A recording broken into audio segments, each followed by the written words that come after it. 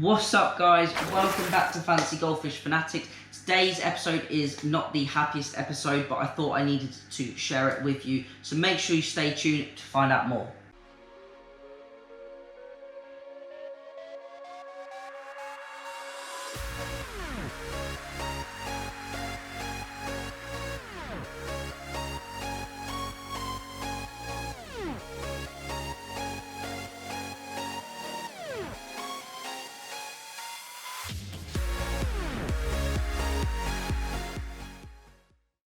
Hey Fanatics family, welcome back. As always, check out all of those links in the description. Today's episode, as I mentioned, is quite a sad one. You may notice, or if you can see it on the screen, we only have 4 Geophagus left. Unfortunately, we had a really bad accident with one of the Geophagus. It wasn't my fault, but unfortunately it happened. So I thought I'd take you through it and also show you some ways to potentially mitigate these problems and help if this ever arises in your aquarium. So I'm going to put a few videos up on the screen. So firstly, yesterday is when the tragic event happened. I woke up around 7:30, came out into the kitchen, and I saw one of my Geophagus on the lid of the monster tank and thought, how on earth could that have got there? And unfortunately what I realised is it had jumped out the small feeding hole in the corner of the tank, jumped onto the lid, and then obviously couldn't get back in. The fish was looking really dried out. I reckon it could have been there for an hour, maybe 2 hours. It is there for quite a long time. There wasn't much water on the floor, so the water dried out. So it definitely been there for quite a few hours, so there wasn't much splashing. So I looked at the fish, wasn't moving, completely gone. I gave the lid a tap. I tapped the lid of the tank, and then I saw a tiny little movement of the gill. So I quickly got the lid, turned it over, and the fish fell straight into the tank and immediately started breathing again. I could not believe it. That fish was so dry on the outside, it must have been out of water for ages, and I feel so bad for it. It started breathing again. I'll put some videos on the screen so you can see what it looked like when I woke up this morning.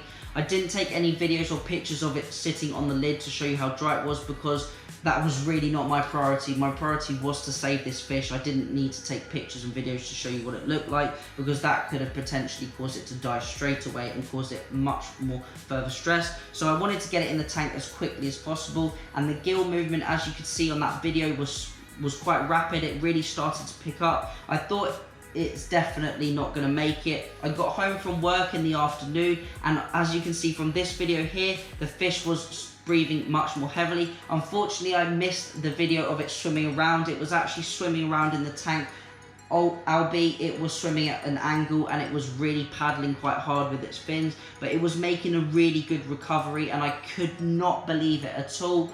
But unfortunately, towards the evening, the fish started to go real downhill again. It was lying on its side, the breathing was starting to slow, and I knew, unfortunately, the fish wasn't going to make it. I thought there was a slim chance it could make it, but when I started to see that fish going downhill, I couldn't let it suffer anymore. And although I really wanted to keep that fish, and I hoped maybe 5% it would survive, I really couldn't put that at the forefront of my mind, and the fish's health and the fish care needed to be far more important than my needs. So unfortunately I had to put the fish out of its misery, and now we are down to 4 Geophagus, unfortunately. But I wanted to make this slightly more of an educational video if this ever happens to you guys in future, because there are definitely more practices and more precautions that we can take in the future to prevent this happening.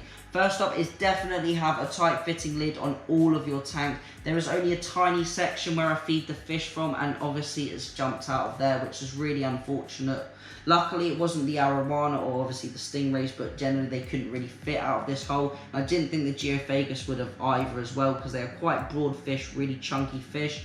So definitely have a tight fitting lid on all of your tanks, because you don't want any carpet surfers, as you can call them, where the fish are surfing on the carpet without any water. We definitely don't want that to happen.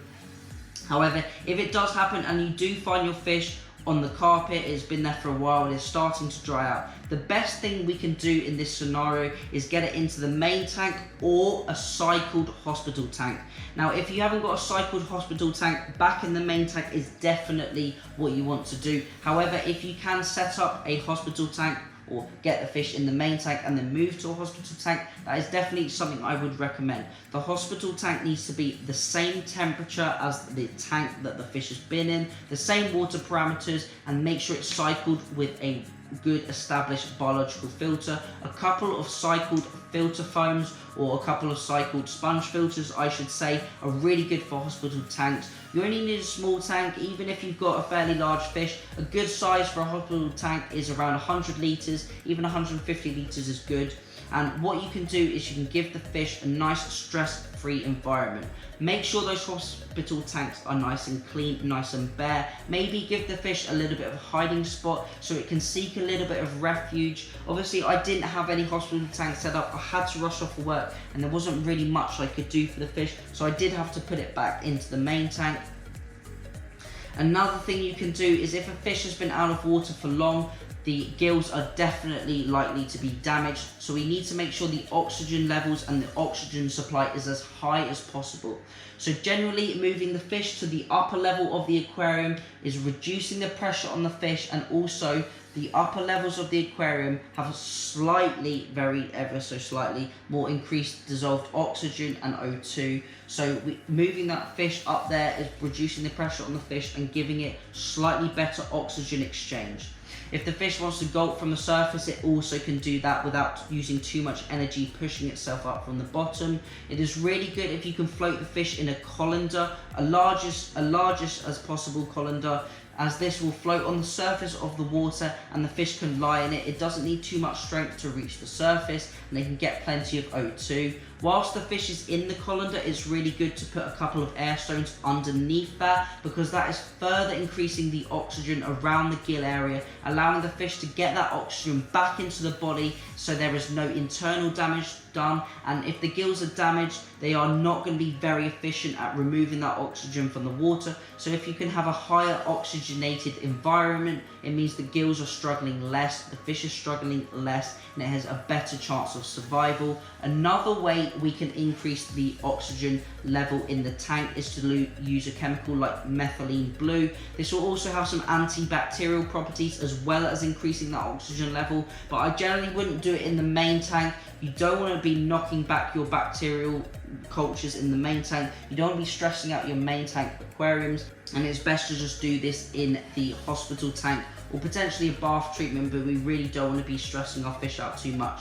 So if your fish is decided or has decided to carpet surf, the best thing we can do for it in the future is leave it in a colander near the surface of the water, somewhere where it's not going to be too stressed out. No lights on the tank, it's nice and dark, stress-free environment, lots of dissolved oxygen, so a few air stones under the colander to increase the oxygen supply to the fish. And further on, we can use chemicals like methylene blue, which will reduce bacterial levels in the water, enabling the fish to recover and not get infected by bacteria, and also to increase the oxygen levels supplied to the gills, so the fish has the highest potential survival and highest potential chance at recovery into the future. When fish have been outside and exposed to air for too long, the scales start to dry up, they can get brain damage, they can get internal organ failure, they can get so many complications. The best thing to do is to get the fish back into the water as quickly as possible, and then we can seek those further additional adjustments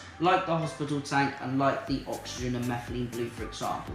So unfortunately in this case the fish didn't make it. I really had high hopes and high chances that it would survive when I saw it when I got back from work, but once it started to go downhill, I didn't want that fish suffering and I had to make the decision, which was really difficult for me to put it to sleep, unfortunately. But I hope this video maybe helps someone else in the future, and if you've got the knowledge now and it happens in the future, maybe you can save your fish. I hope it doesn't ever happen again to me or anyone else, or any of the viewers, etc. But if it does, hopefully this video will be useful. On a positive note, if you do want to have your tank mentioned or videoed on this channel, send me an email at fancygoldfishfanatics@gmail.com and we can get your tank on the channel via tank tours or rate my tank, whatever you want. You send me an email and we can get it sorted out for you. If you've got any video ideas or any video suggestions, also please leave them down in that comments section below. And if any fish of yours have carpet surfed before, or a similar situation happened to you and you've managed to remedy it, also let me know down in the comments below, because I'd really like to hear your stories as well. So that is it for this video. I hope it's been informative. I know it hasn't probably been very enjoyable, but as always, thank you for watching. Remember to keep those water changes up, and happy fish keeping.